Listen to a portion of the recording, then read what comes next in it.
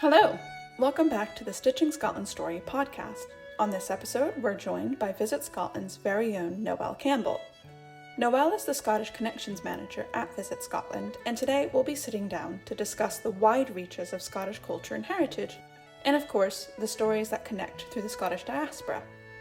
Today, we'll be discussing what it means to be part of the Scottish diaspora, and how it's the stories that are told within the Great Tapestry of Scotland that help Scotland's international family members better connect to Scottish history and culture at large. Enjoy.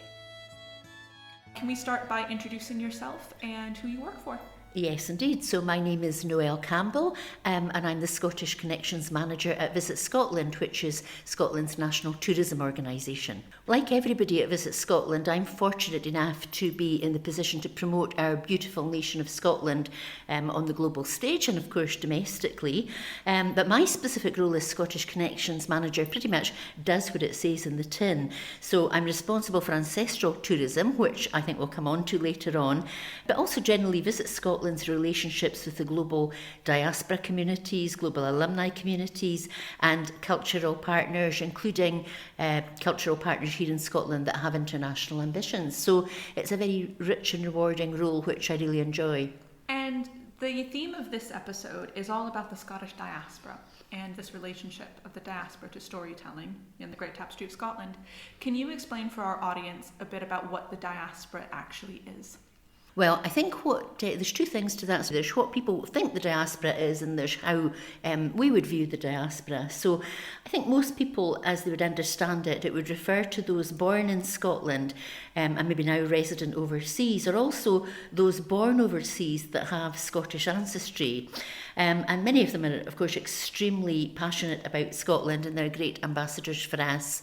So to give you some idea of the scale of that, I tend to use census figures in working this information out, but we conservatively estimate that there are around 50 million people or so worldwide who would claim some sort of Scottish ancestry.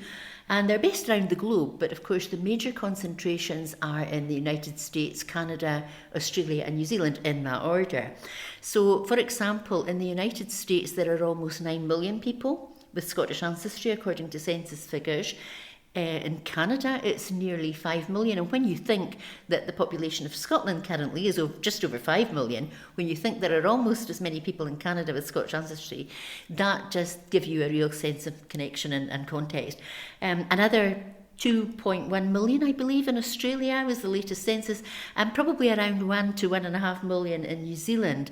So you can see it's a strong bunch of people around the world that have Scottish roots, and many of whom are extremely passionate about it. But it's probably worth saying one of our great friends of Visit Scotland, who is a key member of the diaspora in the city of Chicago over in the US, he has a wonderful way of putting it. He says that he sees the diaspora as people who are Scottish by birth, by ancestry, or by inclination, which is a lovely way of putting it, because a lot of people, even if they don't have Scottish ancestry, have a really deep connection and affinity to Scotland, and probably nowhere is that more widely seen than, as I said, the alumni community. So this is young people that come and study in Scotland from overseas.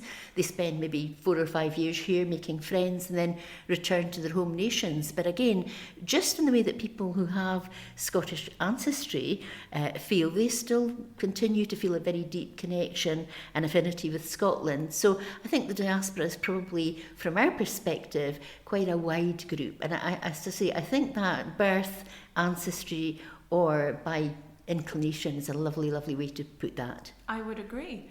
And why do you think that people want to visit Scotland, particularly those who are belonging to the Scottish diaspora? What role do their personal and family stories play when people visit Scotland?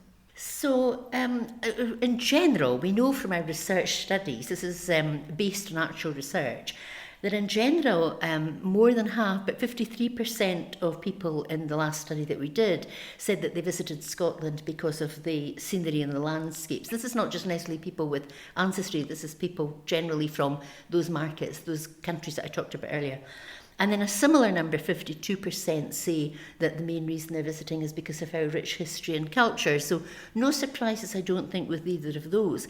However, when it comes to asking people from these nations about ancestry, amazingly, about a quarter of them say that the main reason I'm visiting Scotland, or one of the main reasons, is because of my Scottish ancestry.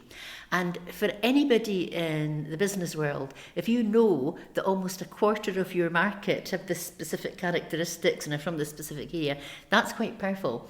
I would say the largest overseas market for Scotland in terms of tourism is the United States. And when you think a quarter of these people are visiting because of ancestry, obviously huge opportunities and influences at play there.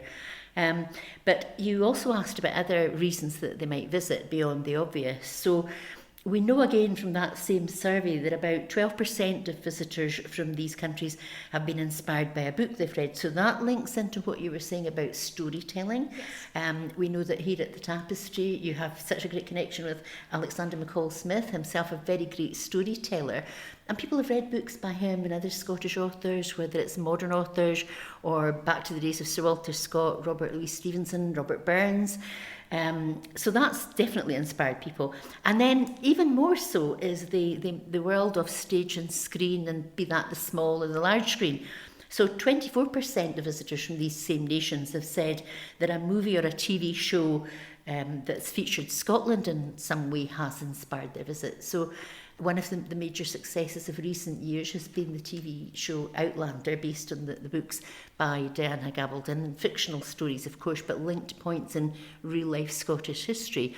And we know that Outlander certainly has prompted people to think about, oh, I think I have got Scottish ancestry, and maybe I should actually visit Scotland and I should dig more into my personal family history. Also, it's no one-size-fits-all approach. Some people who come here, they want to go down the genealogy route. They want to build a family tree, leave a legacy for their family. Now, not everybody has the time or inclination to do that. And of course, there's plenty of resources, which I think we'll come on to when they do. For some people, they know that their families are connected with a particular area of Scotland, so that's where they want to go. For others, one of the unique things about Scotland is that we have the old clan system and family surnames down here in the south of Scotland. And there are areas of Scotland that are specifically related to certain surnames. So I'm a Campbell, for example. And I can tell you straight off the top of my head the areas of Scotland where my ancestors from centuries ago would have held sway. So for some people, it's tracking down the history of that family name.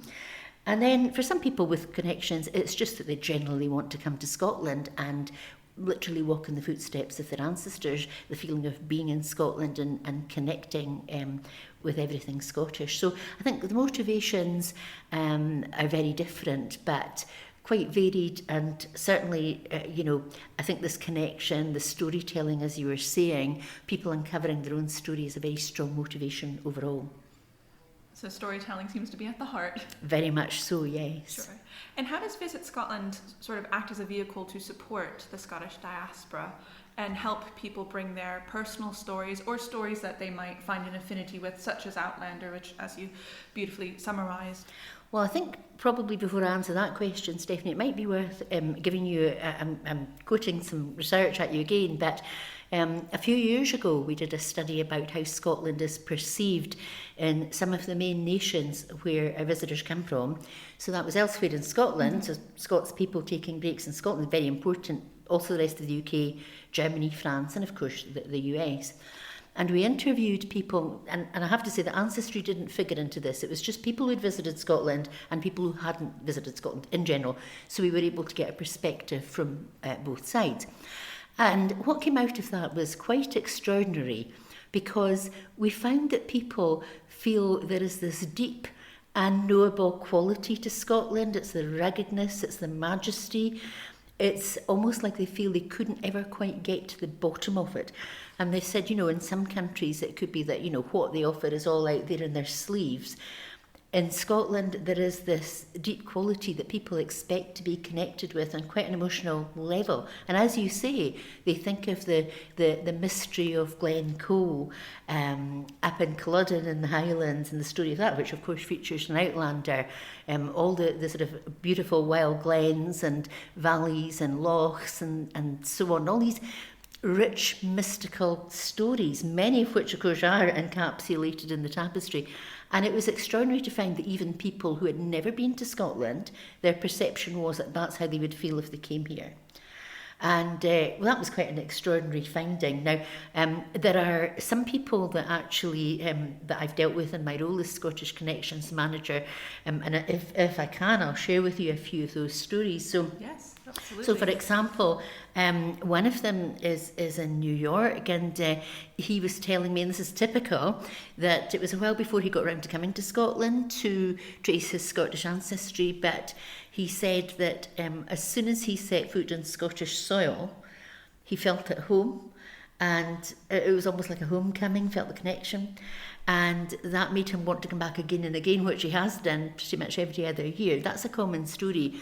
One of the first people that I spoke to when I took up this role was a tour operator based in Toronto in Canada, and she was saying that her clients, for whom she does research and then plans a journey to Scotland around it, she said that it doesn't matter if it's the first or the 10th time that her clients visit Scotland. The minute they set foot on Scotland's soil, they have this sense of connection and well-being and feeling at home, which I think is lovely.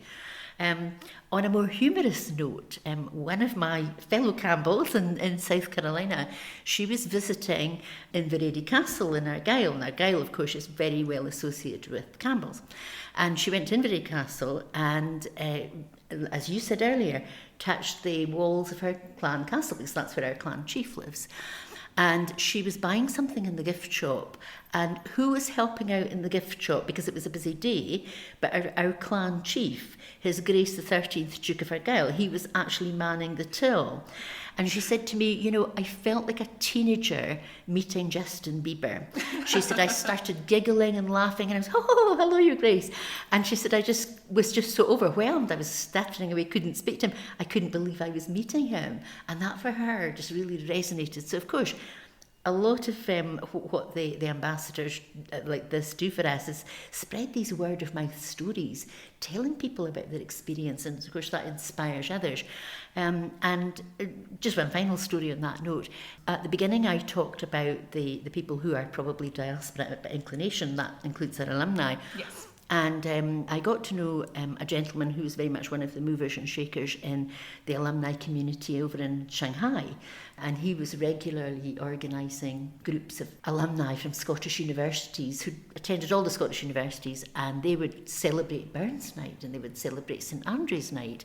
And he was saying, I kid you not, when the Chinese alumni see the wonderful photos on the big screen that you send us from Scotland, he said they really do become quite misty-eyed and nostalgic for the wonderful years that they spent there, and they do come back and they tell their friends and family and colleagues to come back. So that's the kind of thing that's at the root of my job in terms of Scottish Connections Manager, is making these really valuable connections for Scotland with our valuable ambassadors, such as the type of people I've mentioned. So with the support of the diaspora, I mean, it seems like Visit Scotland really is doing a lot to bolster this community as well, both home and abroad. To sort of shift gears and to move specifically looking at the tapestry, which is this mammoth embodiment of thousands of years of well, I'm classifying it political history, but also looking at the geological formations of Scotland as a landmass in general. This is this sort of incredible story within the story that is just stitched, woven, and a lot of love went into it. And I was just curious when you first heard about the tapestry yourself. Well, we at Visit Scotland are very fortunate, because any exciting development in the tourism and visitor worlds, we're very much amongst the first to hear about it. So we were aware of the development of the tapestry and the concept behind it straight from the start. And it's an exciting development. You know, the story of Scotland is actually in itself a rich tapestry. It is indeed. We can hear that from some of the conversation that we've already had today. So to capture the rich tapestry of Scotland, in an actual tapestry here at the Great Tapestry of Scotland is really an incredible achievement, and it's a really unique visitor proposition as well. And I can only, looking around the panels and telling that amazing story of Scotland, the artists that have created it, and I will say artists because that's what they are, it's just mind-blowing, the amazing skill and talent and the passion for Scotland and the passion for telling that story that the ladies and gentlemen involved have had is really quite incredible. I've been blown away by, going round. It's actually a lot bigger than anybody might think before you arrive, and that's one thing to say. And it's really an astonishing depiction of Scotland through literally centuries, maybe even millennia of history. It's just incredible. It really is. And so to tie the tapestry, to connect it with the Scottish diaspora, do you think that if a person who is from the diaspora coming from abroad visiting Scotland come to Galashiels, visit the tapestry, how is it possible for them to link into their personal biographies or their family histories? Because this tapestry is showing thousands of years historical events. Earlier on the podcast, our listeners would have heard of stories of the stitchers themselves sort of stitching their family members into the tapestry and kind of weaving in that bit of legacy there. So how do you think that could be brought to people who are part of the Scottish diaspora? Well, I would say that what I think is very unique is the fact that, like I say, the whole story of Scotland is told there in this wonderful artwork, because that's really what it is. And I don't think it would be just the diaspora that would be fascinated by the tapestry. Certainly not. For those that are members of the diaspora, you find that a lot of them are very well tuned into Scotland's history. Mm-hmm. So they will see various events that they've known about, key figures that have shaped the story of Scotland, brought to life. Some of them will have family names. We talked about that being a very strong motivator, like Bruce, like Wallace, like Stuart, like Scott, all these. Campbell, let's not forget us. And they will see stories involving people of these names, well-known people of these names brought to life. However, an awful lot of it is social history as well. Yes. So things like, for example, the Highland clearances, that very cruel period in Scotland's history, that gave rise to a huge amount of emigration to the countries that we're talking about, North America and Australasia. So they will see the background to that social history that resulted in them now living in Canada or Australia, these nations that we've been discussing. And it's quite a poignant link as well. And so I think, that affinity of seeing the whole history of your ancestral home nation, because we say home when we speak to them, is quite emotive, I would say. But again, the other groups that we've been talking about, and people in general, to come and see the story of Scotland in one place. Because throughout Scotland you can touch pieces of history, and I think one of the very special things about Scotland is that the past is so accessible here, but to see it all laid out from beginning to end chronologically, that's really very unique. I would say even for people here in Scotland, so I'm a born and bred Highlander, when I've gone round the tapestry, I find myself saying, oh, I'd forgotten about that. Oh, I remember him. And it brings back, public figures, things that were happening socially, technological developments that I learned about in science and engineering. There's even the start of certain sports like naturally golf, but also football, rugby, curling. Famous actors, I saw Sean Connery there, for example, but also just beautiful little touches, like, for example, the way that all the royal figures are depicted in royal purple, so they really stand out. And, that's part of the story, isn't it, the social history? So I would say for any visitor, they would just love it. But for the diaspora, I think there is this resonance of knowing that this is part of your cultural and ancestral heritage is a very special proposition. So what resources are available for people who'd like to connect more with their Scottish ancestry? So again, Stephanie, I think that depends on their key motivation, and everyone's slightly different. So we have our website, of course. If you go to visitscotland.com/ancestry, that will take you to a wealth of information about following in the footsteps of your ancestors in Scotland. And that's basically stories of how your ancestors might have worked, how they might have lived, information about the clan system, tartans, etc. But some people, they want to dive into the genealogy side, as we talked about earlier. So we have links to, if you want to identify a genealogist to do your family tree, if you want to find out what tour guides are available to give you a special genealogy-focused tour around Scotland. So you'll find that all on our website. But however, there's also the likes of, for example, the Scotland's People Centre, which is part of National Records of Scotland. And one of the things about Scotland is we are acknowledged to have some of the best records of births, deaths and marriages and parish records, hatches, matches and dispatches, as we say, in the world. So again, Scotland is a great place if you've got Scottish ancestry, because the records that we have that you can explore if you're so inclined are just so rich. There's family history centres right across Scotland, and they tend to be manned by passionate and enthusiastic volunteers. So if you want to visit one of them, quite often it's best to check to see if you need to phone in advance and make an appointment. But also lots of different family and local history centres, museums telling the local story of that area.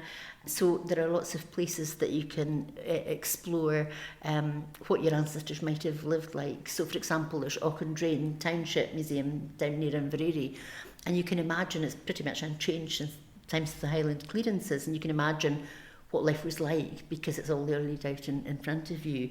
And just to say also that I think, again, we talked about the past being accessible. You've got the likes of the National Trust for Scotland, Historic Environment Scotland, Nature Scot, and Scottish Government, to be honest, and other organisations that work in that sphere that really, really care for our natural and our cultural environment.